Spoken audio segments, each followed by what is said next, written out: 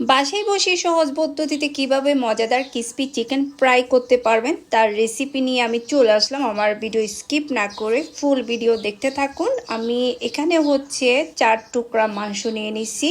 এখানে ভালো করে ধুয়ে আমি মাংসগুলো নিলাম। এখানে হচ্ছে আমি আদা রসুন পেস্ট করা দিয়ে দিছি 1 চামচ, তারপর লাল মরিচের গুঁড়া দিয়ে দিলাম 1 চামচ, হলুদের গুঁড়া দিয়ে দিলাম 1 চা চামচ, আর তারপর হচ্ছে মশলার গুঁড়া দিয়ে দিলাম, আর ব্ল্যাক পেপার দিয়ে দিলাম 1 চামচ, সয়া সস দিছি 2 চামচ, তারপর হচ্ছে স্বাদ মতো লবণ দিয়ে দিলাম, 1 চামচ হচ্ছে চিনি দিয়ে দিলাম, তারপর হচ্ছে 1 চামচ ভিনেগার দিয়ে দিছি, আপনারা চাইলে লেবু দিতে পারেন, 1 চামচ হচ্ছে বেসন দিয়ে দিলাম, তারপর হচ্ছে কর্নফ্লাওয়ার দিয়ে দিছি 1 চামচ, মানে 1 চামচ থেকে কম আর কি, হাফ। তারপর টমেটো সস দিয়ে ভালো করে ম্যারিনেট করে হচ্ছে আমি 1 ঘন্টার জন্য ফ্রিজে রেখে দিব। ভালো করে ম্যারিনেট করতে হবে। এখন হচ্ছে আমি ফ্রিজ থেকে নামাই আমার 1 ঘন্টা হয়ে গেছে। আমি এখানে বেসনের সাথে হচ্ছে সামান্য লবণ মরিচের গুঁড়া দিয়ে দিয়েছিলাম।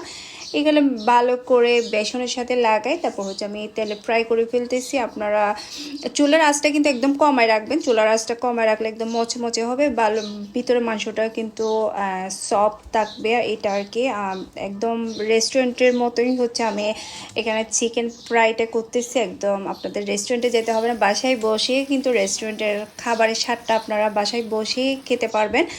এখানে হচ্ছে আমার হয়ে গেছে চিকেন ফ্রাই, প্রায় হচ্ছে 30 মিনিটের মতন আমি চুলাতে রাখছি। এখন গরম গরম হচ্ছে পরিবেশন করতেছি। আর হচ্ছে দেখতেই তো পাচ্ছেন অনেক মজাদার, অ্যান্ড ভিতরে সফট উপরে মচমচা, অনেক ভালো হয়েছে। আমার রেসিপি কেমন হয়েছে অবশ্যই কমেন্ট করে জানাবেন।